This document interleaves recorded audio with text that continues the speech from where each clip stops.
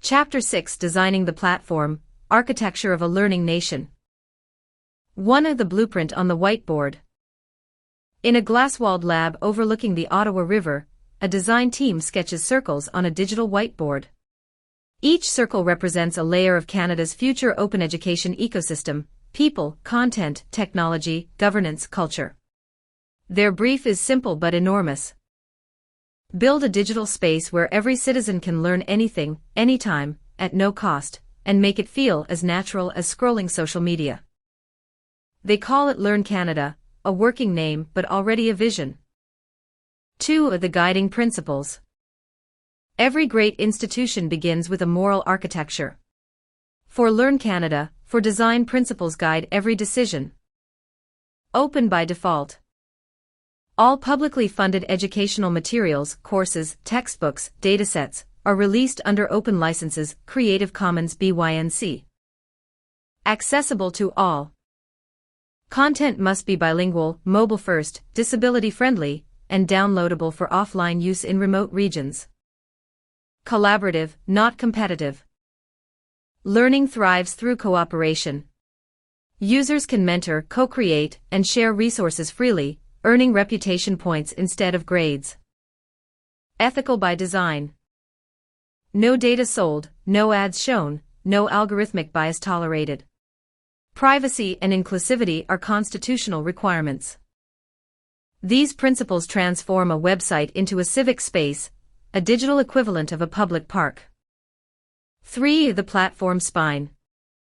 At its core, Learn Canada would be a federated open-source platform, similar in architecture to how universities interconnect through shared research networks. The backbone includes user layer, accounts for learners, educators, and institutions, linked to verified digital IDs. Content layer, repositories of courses, micromodules, and research data. Gamification layer, badges, progress trackers, community challenges. AI layer, adaptive learning that personalizes content while staying transparent, all algorithms auditable.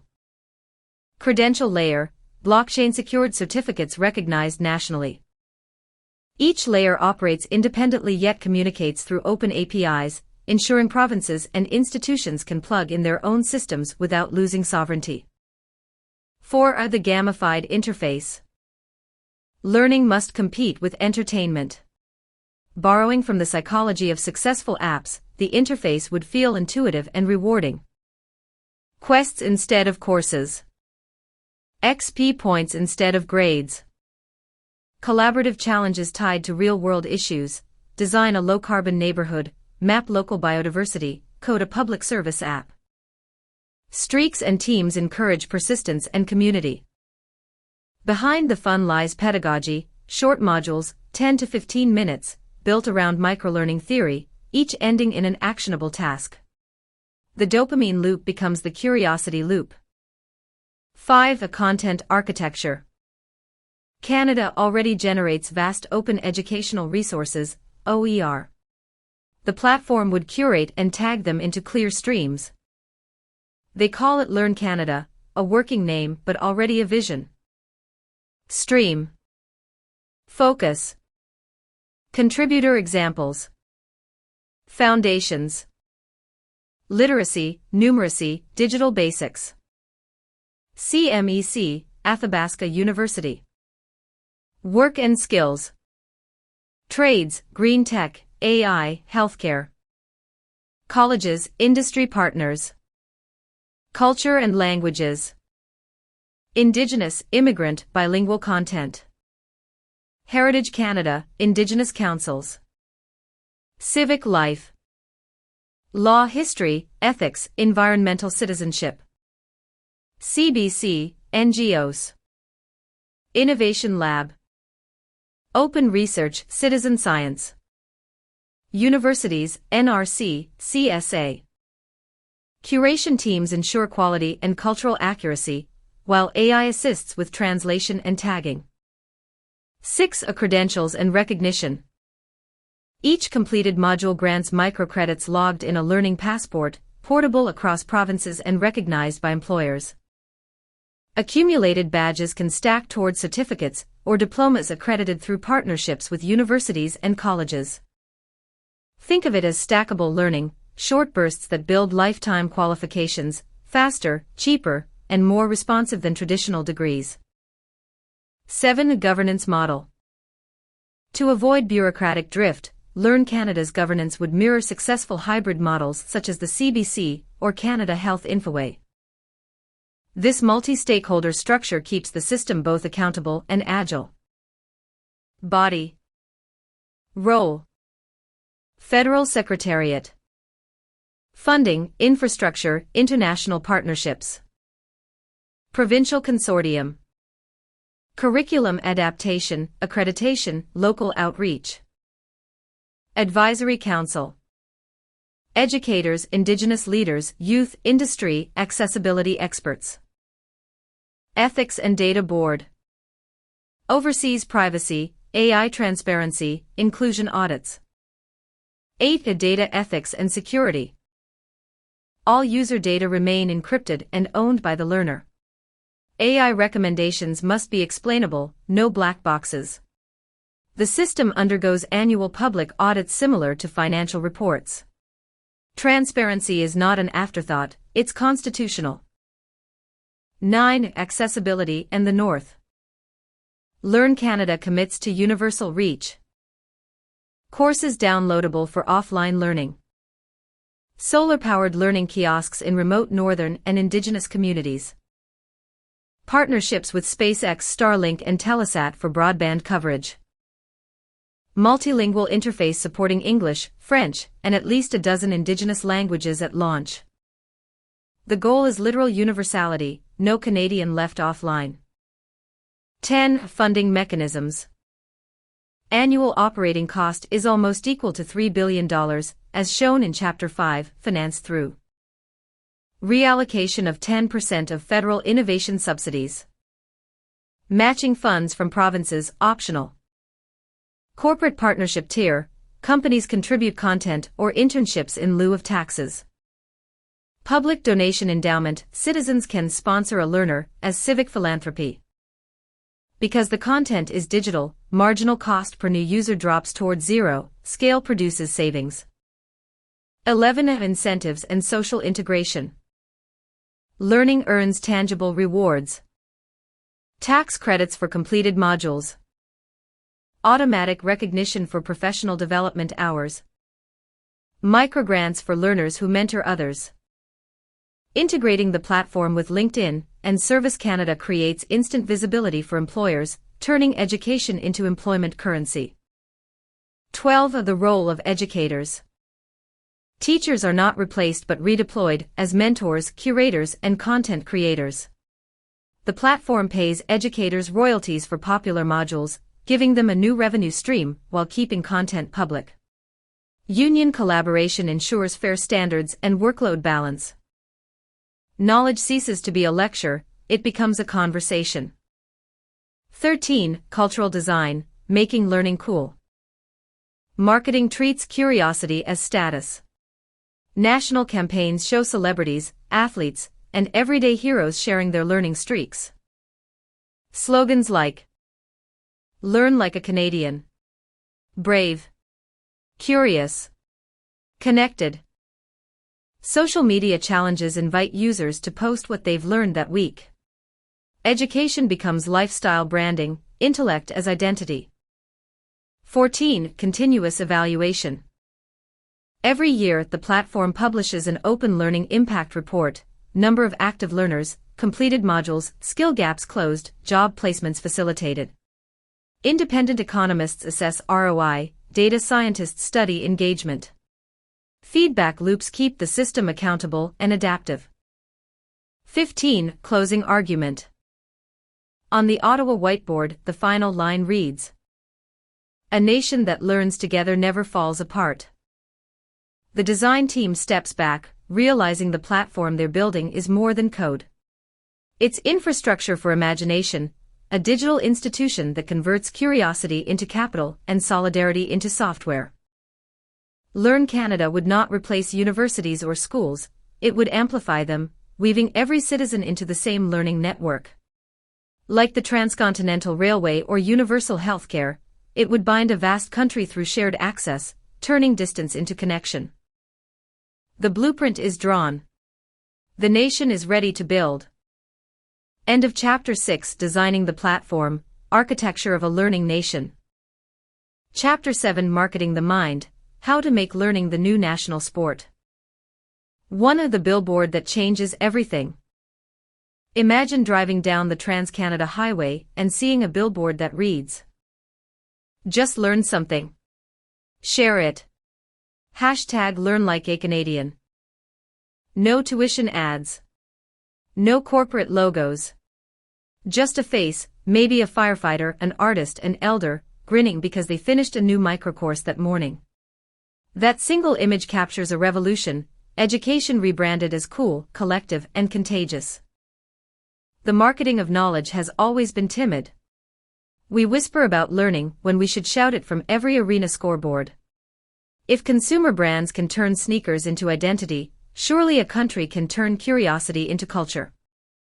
2. Lessons from Nike and Apple. Nike doesn't sell rubber soles, it sells the feeling of progress. Apple doesn't sell circuits, it sells belonging to creativity. Both succeed because they activate the limbic system, the brain's emotion center, where decisions are made long before logic arrives. Education campaigns have historically aimed for reason, statistics, policy, obligation. To work at national scale, learning must feel emotional, not institutional. Key principle: don't market the platform, market the people who use it. Show transformation, not tuition. Show courage, not classrooms. 3. The psychology of aspiration. Humans are wired for mimicry. When we see someone we admire doing something, mirror neurons spark, "I want that too." That's why a campaign must cast learning as status. Completing a module earns a shareable badge, but the real reward is public recognition. People should post progress the way they post workouts. A social graph of curiosity makes education self-propelling. The formula: visibility, imitation, normalization, culture. Once learning becomes a visible social behavior, it becomes habit. 4. A brand Canada, Reem Agand. For decades, Canada's brand abroad has meant politeness, peacekeeping, and maple leaves. The 21st century offers a new emblem: intellectual generosity. A campaign could position the country as the world's open university, a place where ideas cross borders like birds. Taglines might include: The Smart North. We export curiosity. Free minds. Free country. Tourism boards sell landscapes, education boards can sell enlightenment. The payoff is soft power, influence through inspiration. 5. Designing the campaign. A national "Learning is Living" campaign could mirror public health efforts, government-funded, privately executed by creative agencies. Medium. Example: television and streaming ads. 30-second spots featuring diverse Canadians learning new skills and connecting generations. Sports arenas. Jumbotrons displaying today's learning challenge. Fans complete quizzes for prizes. Transit and billboards. QR codes linking directly to free courses. Social media. Challenges like #10-minute teach, record yourself teaching something you just learned. Partnerships. Musicians releasing songs or videos celebrating curiosity. The campaign isn't vanity, it's pedagogy. It teaches that participation equals pride. 6. Turning curiosity into currency. Gamification bridges psychology and policy. Badges, streaks, and points provide immediate feedback, the same dopamine hit that social media exploits, but for constructive purpose. Users might earn learning credits redeemable for tax deductions, travel discounts, or event access. Corporations could sponsor national learning tournaments, where communities compete to complete the most modules per month. Friendly rivalry drives engagement. Education as e-sport. Knowledge as National League. 7. The role of influencers and storytelling. Narratives move people more than numbers. Imagine a docuseries following ordinary Canadians transforming their lives through open learning, a single parent retraining in cybersecurity, an elder teaching local history, a teenager coding an app to monitor salmon migration. Each story becomes a testimonial that learning is liberation, not lecture. Influencers can amplify the message, curiosity as rebellion against ignorance. Partnerships with artists and athletes, ambassadors of learning, bring emotion where policy can't. 8. Leveraging the CBC and public media. The Canadian Broadcasting Corporation has decades of experience turning complex ideas into engaging television and digital content. A dedicated CBC learning division could broadcast short, mind minutes between programs, bite-sized lessons that double as advertisements for the platform. This fuses public broadcasting and education. The medium becomes the message again. 9. Education in everyday spaces. To normalize learning, it must appear where life happens.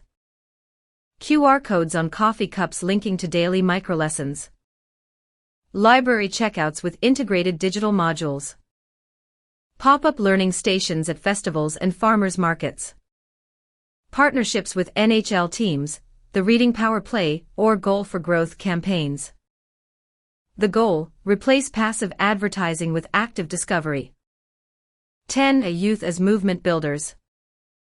Gen Z and Gen Alpha already learn online. What they crave is community and recognition. A national platform could let youth design and lead campaigns, memes, TikToks, local hackathons. Peer-created content feels authentic and viral. Imagine an annual learning festival, a cross between TED and a music festival, where education and entertainment merge. Headliners, scientists, artists, indigenous leaders, activists, all performing knowledge. The message: intelligence is the new rebellion.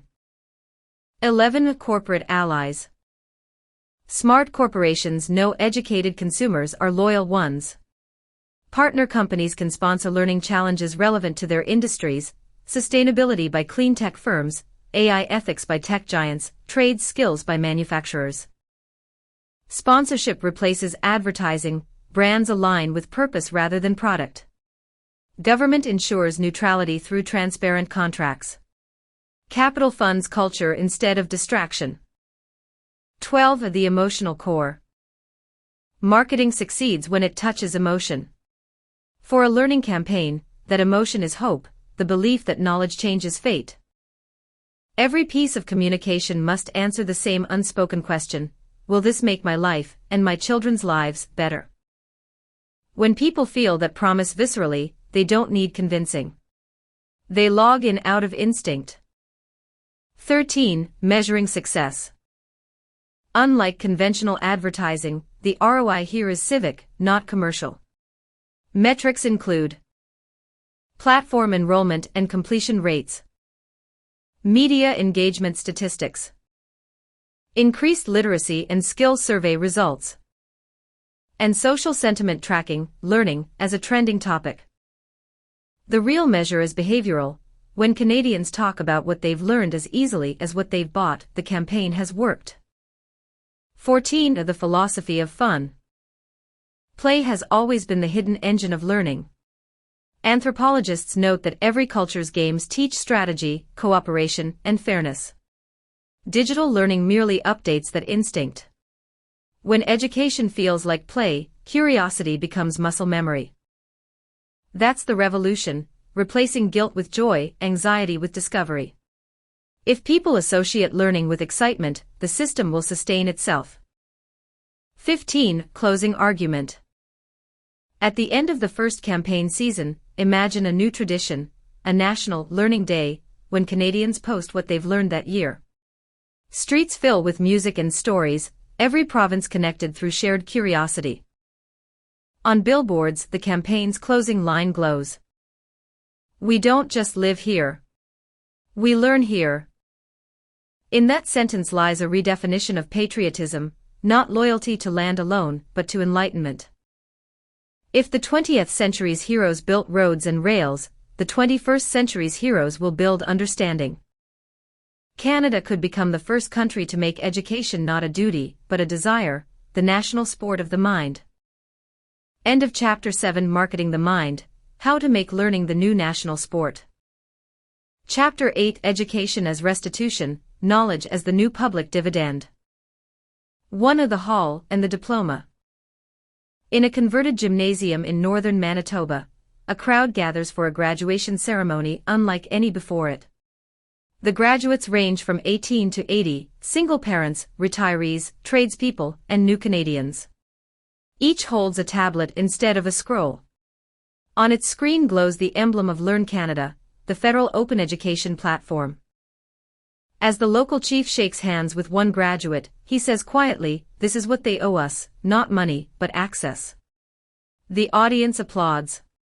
It's a simple truth rendered visible: restitution, not as payment for the past, but as empowerment for the future.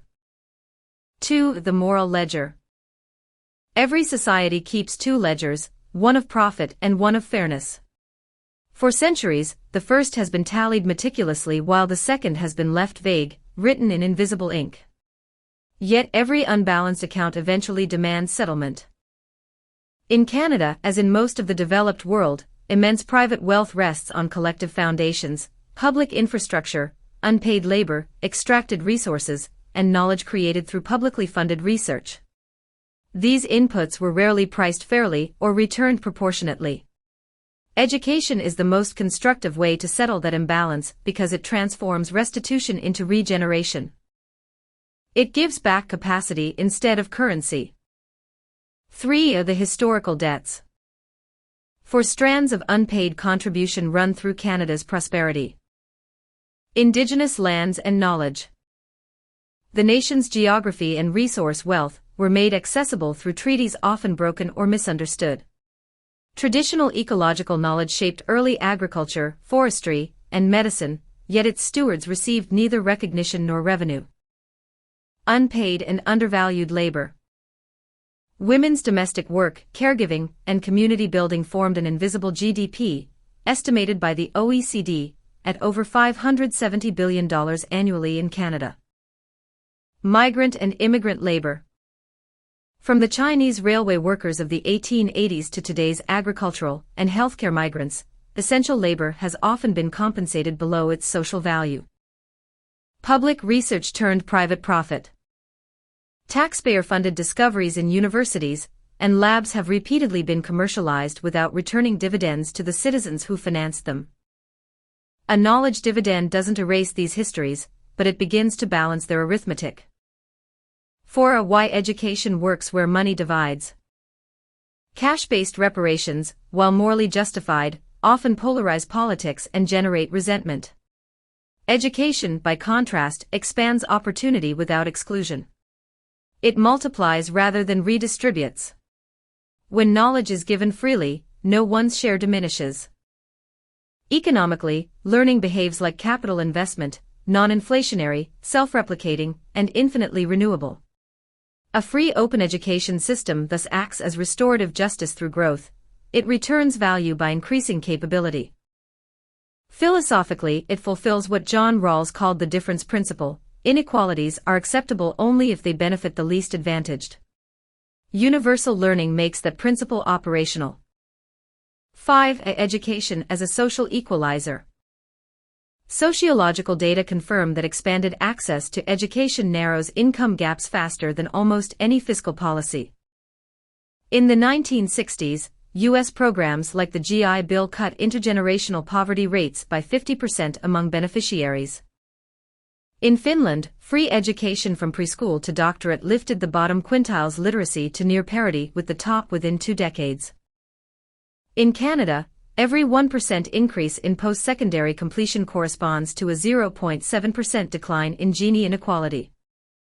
Unlike welfare, which compensates for deprivation, education prevents it. 6 of the global models of restitution through learning. Several nations have already reframed education as social repair. South Africa's Reconstruction and Development Program, 1994, tied access to learning directly to post-apartheid healing, creating literacy and vocational initiatives in every township. Singapore's Skills Future, 2015, issued every citizen learning credits, effectively a universal basic income in education. Nordic welfare states treat lifelong education as an entitlement equal to healthcare, resulting in world-leading equality indices. Each demonstrates that learning can reconcile history while fueling competitiveness. Canada, with its resources and pluralism, can advance this idea further: restitution without resentment. 7. The knowledge dividend mechanism. How would it work in practice? Every Canadian, upon receiving a SIN number, would automatically gain a learning passport, a digital account within the federal platform preloaded with credits. These can be used for courses, certifications, or mentorship programs. Additional credits accrue through community service or peer teaching, creating reciprocity rather than dependency. The dividends come in two forms. Direct, individuals acquire skills and credentials. Indirect, society gains productivity, civic stability, and cultural literacy. Unlike cash transfers, which end when spent, learning dividends compound with use. 8. Quantifying the return. A simulation by the Conference Board of Canada found that increasing adult learning participation from 35% to 60% would boost GDP by $56 billion within 10 years and raise federal tax revenue by $9 billion annually. At $3 billion per year, the estimated cost of a national open platform, the program would pay for itself in less than 5 years, after which every dollar becomes surplus return. That's not charity, it's intergenerational investment with exponential yield. 9. The cultural dividend, learning as reconciliation. Restitution is not only economic, it's emotional. Shared education dissolves stereotypes faster than legislation can. When Indigenous and non-Indigenous learners study together online, history becomes conversation rather than confrontation. Courses on treaty rights, local languages, and environmental stewardship can restore respect as much as knowledge. Similarly, immigrant communities teaching their expertise through the platform reverse the colonial flow of information. Everyone becomes both student and teacher. Education doesn't rewrite history, it rereads it aloud together. 10. Integrating care work and unpaid labor. By acknowledging learning in caregiving, through microcredentials in eldercare, early childhood education, and community health, the platform formally values what the market undervalues. Care workers gain recognition, society gains resilience. It's restitution through certification, finally paying moral wages where economic ones fell short. 11. The environmental parallel. Just as carbon offsets compensate for ecological damage, knowledge offsets can compensate for social imbalance. Every corporation benefiting from public infrastructure could be required to contribute content or funding to the learning platform, a knowledge offset program. A company using publicly funded AI models might sponsor digital literacy courses. A mining firm operating on traditional lands might fund environmental modules co-created with Indigenous educators. In this model, restitution becomes partnership rather than penalty.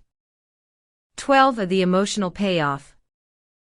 Economic fairness alone rarely unites a country. Emotional fairness does.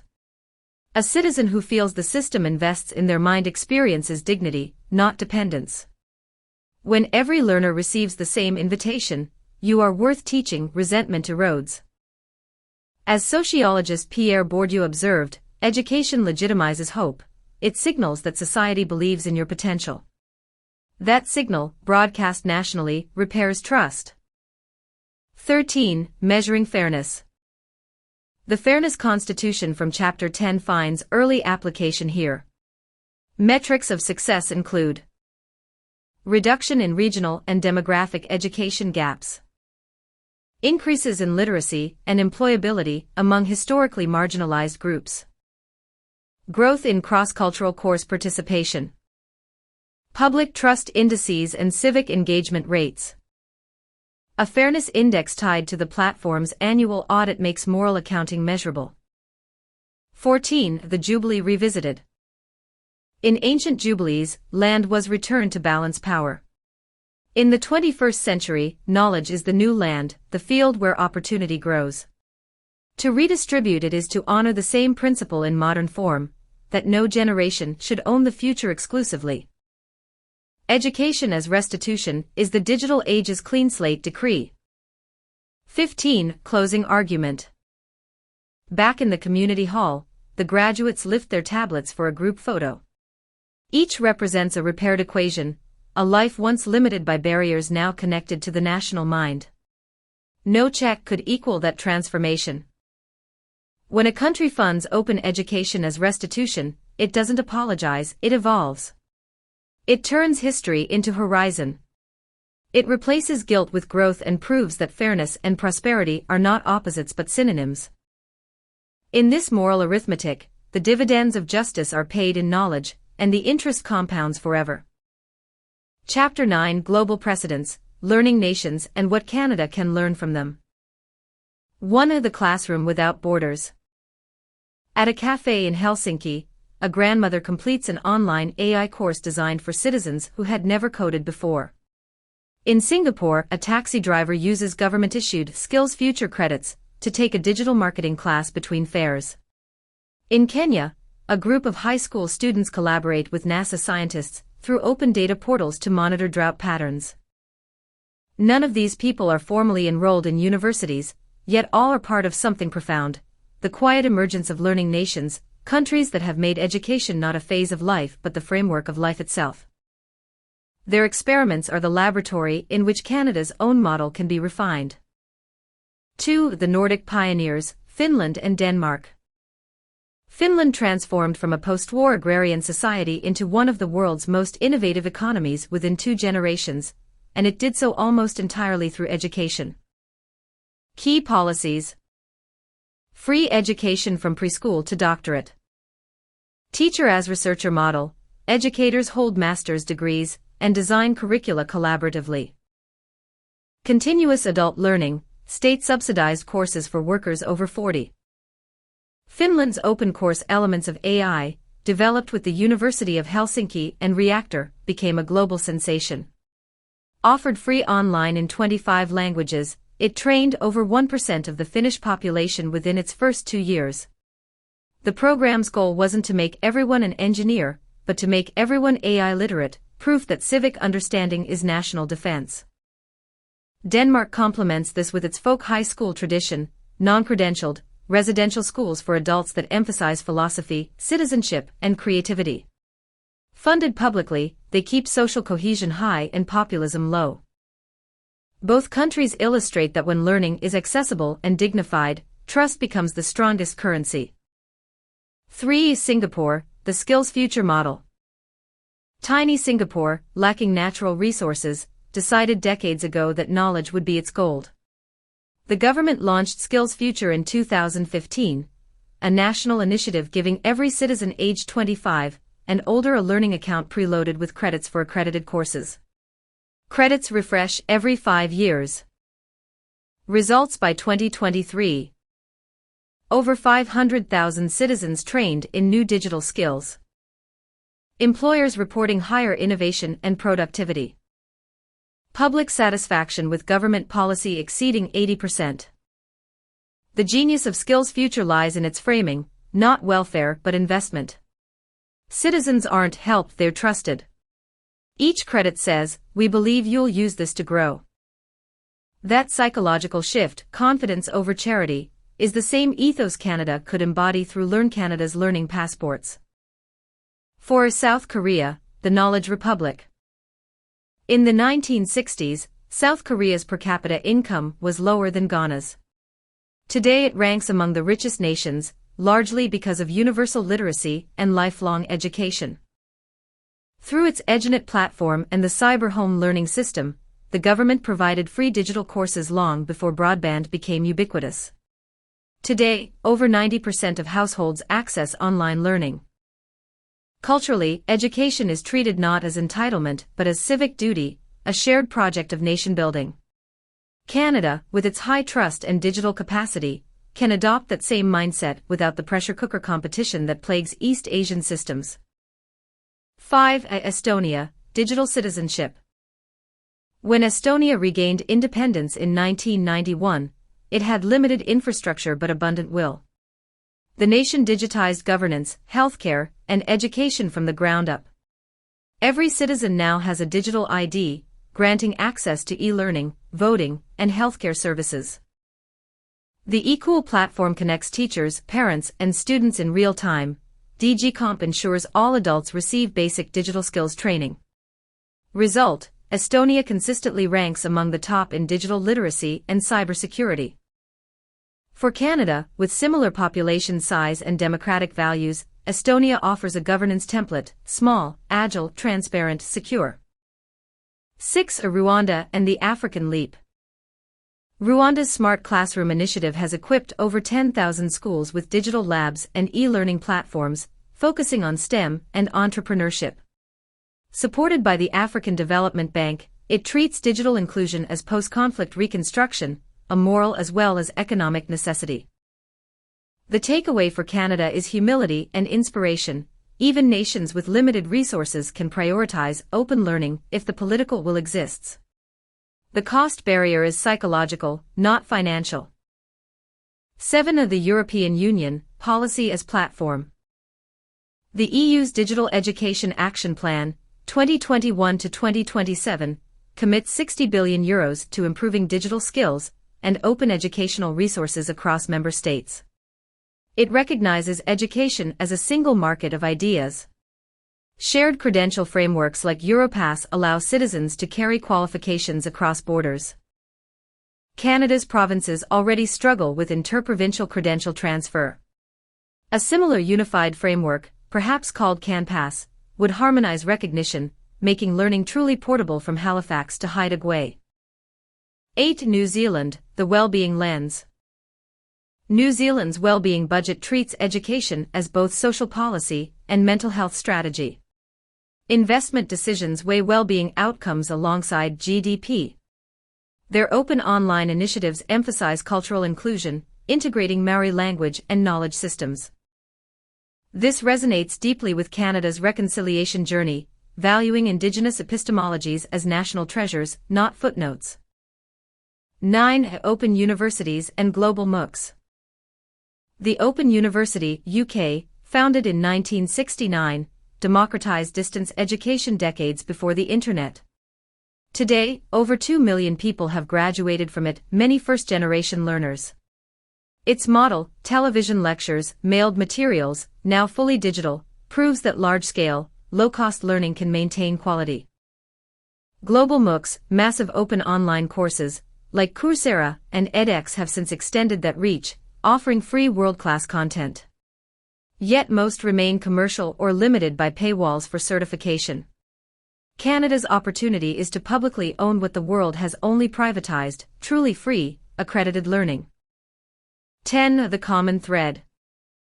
Across continents, successful learning nations share 5 constants. Universal access: everyone participates from childhood to retirement. Cultural relevance: content reflects local identities and languages. Government leadership: policy, funding, and coordination come from the top. Technological backbone: reliable digital infrastructure and security.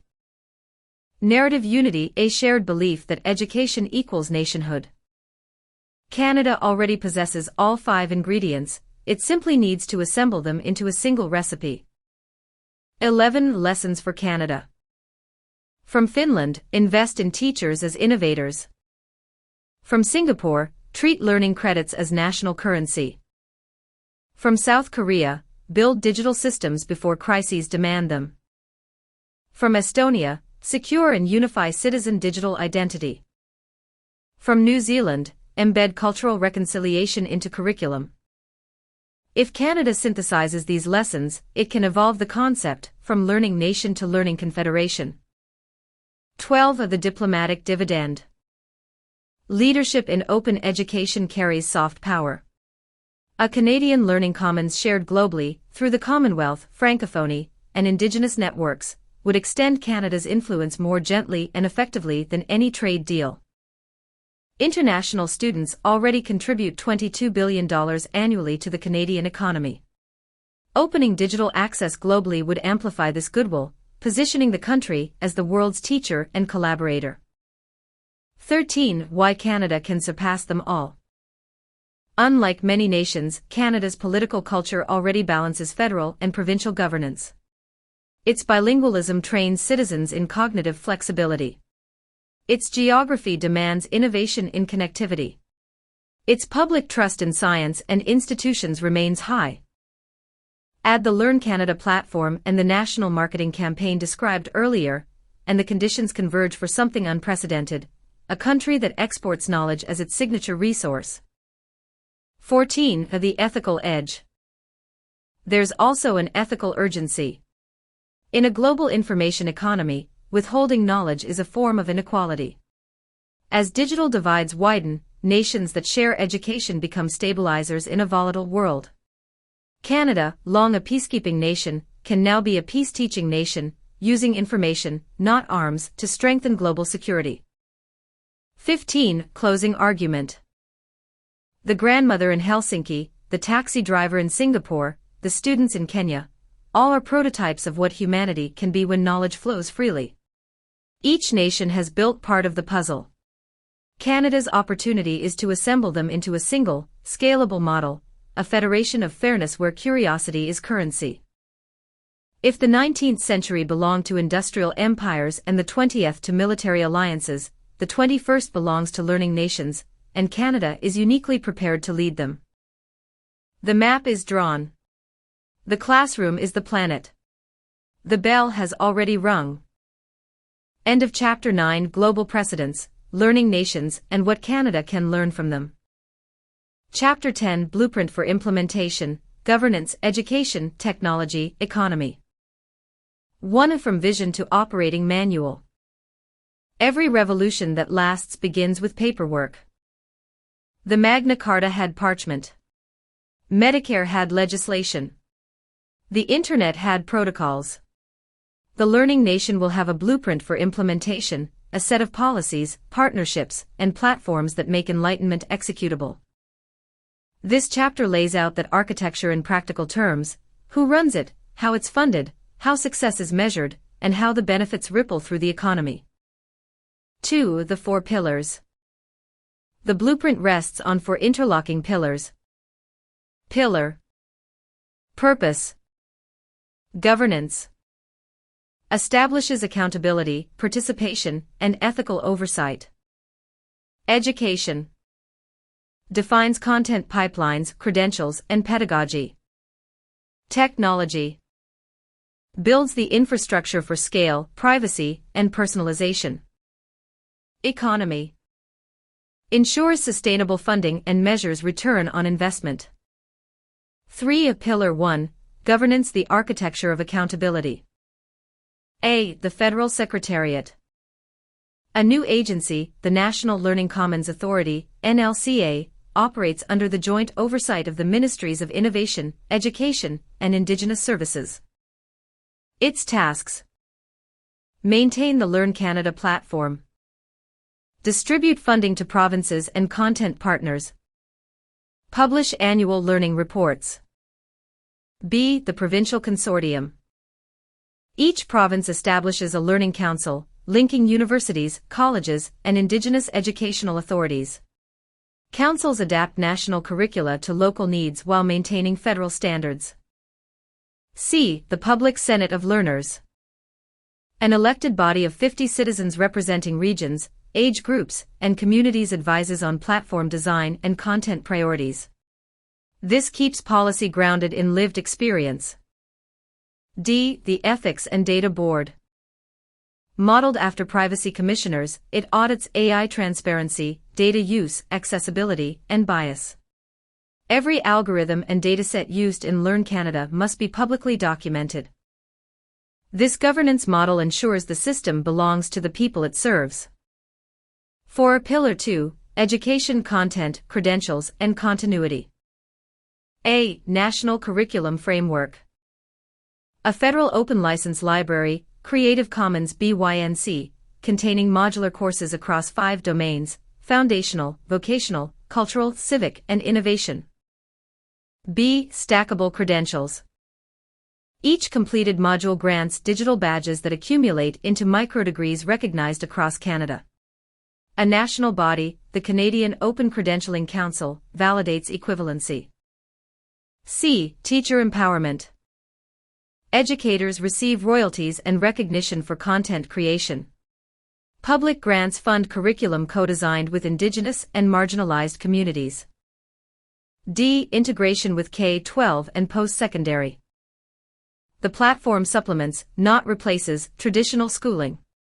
High school students can begin career modules, universities can issue credits for platform learning. E. Lifelong learning guarantee.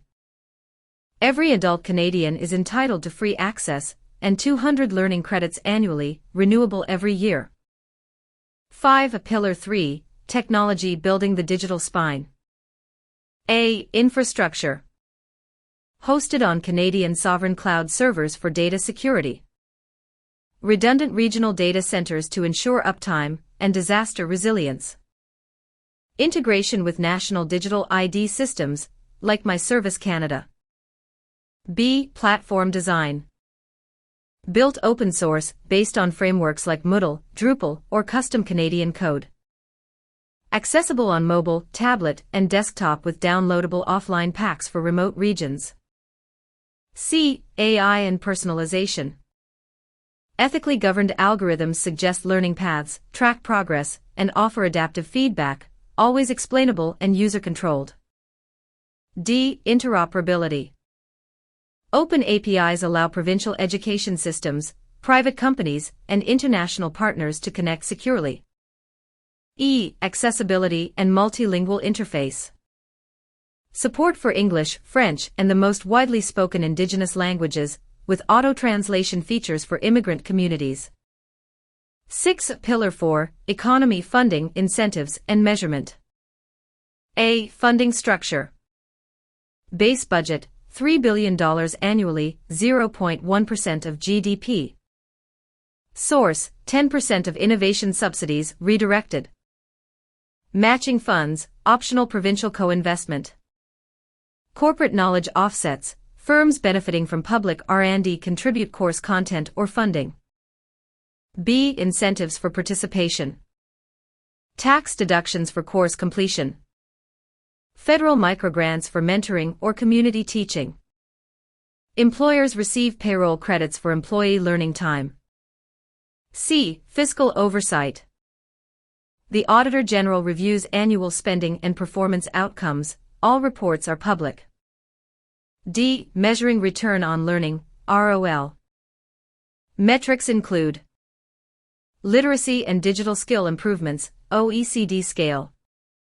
GDP and productivity growth. Employment mobility rates. Social trust indices. Carbon reduction education impacts. The ROL becomes as vital a national indicator as GDP. 7. Implementation timeline. Phase. Years. Key milestones. Phase 1, Foundation. 2026 to 2028. Platform prototype, pilot provinces, teacher content grants. Phase 2, Expansion. 2028 to 2030. National rollout, full mobile access, 10 million users. Phase 3, Integration. 2030 to 2035. Global course sharing, AI-driven translation, data-driven policy updates. Phase 4, Consolidation. 2035 plus. Continuous improvement, international partnerships, annual learning festivals. By 2035, every Canadian household will have at least one active learner. By 2040, Learn Canada becomes a permanent national institution, like healthcare, but for the mind. 8. Synergy with existing systems. Learn Canada doesn't start from zero, it merges and enhances what exists. Athabasca University's digital learning experience. Colleges and Institutes Canada's microcredential framework. CMEX Education Data Networks. Indigenous-led education councils. It's federation, not duplication. 9. Integration with the private sector. Businesses thrive when the workforce evolves. Private partnerships include co-developed industry courses, e.g., green energy, cybersecurity. Internship pipelines through the platform's credentialing system. Recognition badges embedded in LinkedIn or professional profiles. Corporate contribution becomes civic branding. The more you teach, the more you're trusted. 10. Indigenous leadership. The platform embeds Indigenous data sovereignty principles, OCAP, ownership, control, access, possession. Indigenous communities control their own curricula, languages, and content distribution while accessing national infrastructure. This fulfills reconciliation through agency, not assimilation. 11. Environmental integration. Every learning stream includes environmental literacy. Learners track their personal carbon footprints, earn green credits, and participate in national sustainability challenges. Education becomes an instrument of climate action. The platform's servers themselves run on renewable energy, setting a precedent for ethical tech infrastructure. 12. The role of culture and arts. Art and storytelling are essential connectors. Musicians, filmmakers, and writers are invited to create learning experiences that explore history, science, or empathy. The Canada Council for the Arts can allocate grants to creative educational collaborations, knowledge delivered through beauty. 13. International collaboration.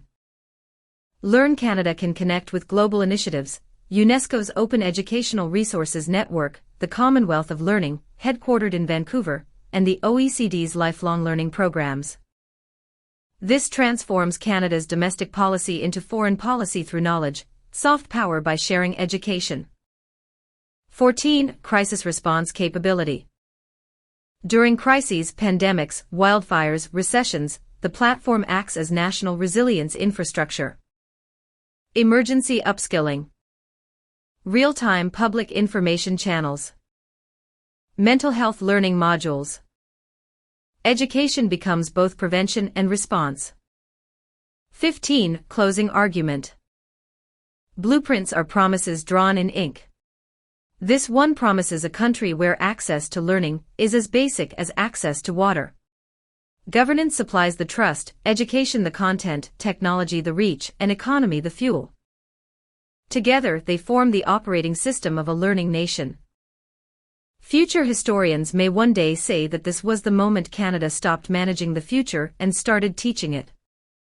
End of Chapter 10. Blueprint for Implementation, Governance, Education, Technology, Economy. Chapter 11. The Payoff, Prosperity, Cohesion, and the New Social Contract. 1. The test in the numbers. 2 years after Learn Canada's launch, the federal analysts ran their first audit. The results stunned even the optimists. National productivity up 3.4%. Unemployment at a historic low. Wage growth fastest in rural and Indigenous communities. Volunteerism, voter turnout, and small business formation all rising in tandem. For the first time in a generation, economic indicators and social indicators pointed in the same direction. The conclusion was impossible to miss. When a country educates everyone, everyone wins. 2. The economic payoff, compounding curiosity. Economists call education a multiplier. Each dollar invested generates several more across sectors. But the Learn Canada model showed something deeper, compounding curiosity. Productivity, better trained workers innovate faster, make fewer errors, and adapt to automation. Entrepreneurship, new business registrations jumped 20% after microcredential programs in digital marketing and green tech went public. Innovation pipeline, patent filings linked to open course alumni doubled. Tax revenue, the federal budget posted an unexpected $12 billion gain from increased economic activity. Education had become the quiet engine of a balanced economy, growth without exploitation. 3. The social payoff, cohesion through capability. economic success alone can't glue a country together. What did was the feeling of shared advancement. Surveys revealed a striking shift. Citizens who took even one course on the platform were 25% more likely to trust government institutions and 40% more likely to engage in community projects. Learning created empathy, empathy created cooperation. When people understand the systems they live within, resentment fades. The us versus them mentality dissolves into we're all learning together. 4. The civic dividend. Civic literacy rose sharply thanks to accessible courses on Canadian history, constitutional rights, and critical thinking. Misinformation spread slower online because fact-checking became a social reflex, not a partisan act. Municipalities adopted learning weekends, carrying local policy debates with free education sessions. The result: better turnout, calmer discourse, fewer polarized councils. The civic dividend is measurable peace of mind, democracy with homework done. 5. The health dividend. Health economists confirmed what educators had long suspected: learning keeps people alive. Adults who engaged in continuous education reported lower stress levels, higher physical activity, and reduced healthcare costs. Cognitive aging studies found that seniors enrolled in digital courses delayed memory decline by 5 to 7 years on average. Hospitals began prescribing learning as prevention. The old dichotomy between mind and body finally healed. 6. The gender dividend. Women historically carry the unpaid weight of society. With free digital access, re-entry into the labor market became fluid, flexible upskilling between caregiving duties. In the first 5 years, female participation in tech and trades training tripled. The gender wage gap narrowed to its smallest margin on record. Education didn't just empower, it equalized. 7. The Indigenous dividend. In partnership with Indigenous governments, Learn Canada hosted over 200 language and land-based learning modules. Enrollment exceeded expectations, and fluent speakers began teaching through the same network. For many communities, education was no longer an instrument of assimilation, but a tool of self-definition. Cultural preservation and national progress moved in harmony, the first real step toward reconciliation that felt lived, not legislated. 8. The regional dividend. Atlantic provinces used the platform to retrain workers from declining fisheries into renewable energy and aquaculture industries. Prairie provinces built agricultural tech courses that doubled crop management efficiency. Northern territories developed Arctic engineering modules now exported to Scandinavia. Every region found its advantage in knowledge, not extraction. For the first time, Canada's prosperity map glowed evenly from coast to coast to coast. 9. The business dividend. Private companies discovered that a literate, confident population expands markets. Employee training costs dropped, innovation partnerships rose. Firms contributing to the Knowledge Offset program earned reputational dividends, consumers trusted brands that taught them something. Even competition softened, collaboration became currency. 10. The environmental dividend. Education turned climate policy into citizen practice. Open courses on sustainability, energy efficiency, and Indigenous land management helped households cut emissions by 15% nationwide. Children taught parents, communities monitored local ecosystems through crowdscience modules. Learning became the missing feedback loop in environmental stewardship, the point where awareness meets action. 11. The generational dividend. For decades, Canada faced a widening generational divide, young people burdened by debt and elders feeling obsolete. Learn Canada bridged that gap. Intergenerational mentorship programs paired retirees with students to exchange expertise for digital help. Grandparents became teachers again, youth became guides. In a world obsessed with speed, education restored continuity. 12. The diplomatic dividend. As global tensions rose, Canada's open education network became a beacon. Dozens of countries joined knowledge-sharing partnerships. By 2035, Learn Canada hosted 100 million foreign learners in English, French, and indigenous language courses. Without firing a shot or signing a trade war, Canada had exported peace through pedagogy. 13. The psychological payoff. Perhaps the most surprising outcome came from mental health surveys. Rates of loneliness, anxiety, and alienation fell steadily among active learners. Psychologists linked this to the agency effect, the sense that one's actions can shape the future. When people feel capable, despair loses market share. The national mood lifted. 14. The new social contract. Every era has a defining promise between state and citizen. The industrial age promised wages for labor. The welfare age promised safety nets for hardship. The digital age, through Learn Canada, promised knowledge for contribution.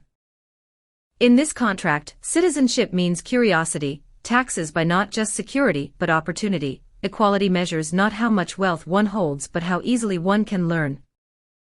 The learning nation reframed freedom itself, not freedom from obligation but freedom to understand. 15. Closing argument, the compound interest of justice.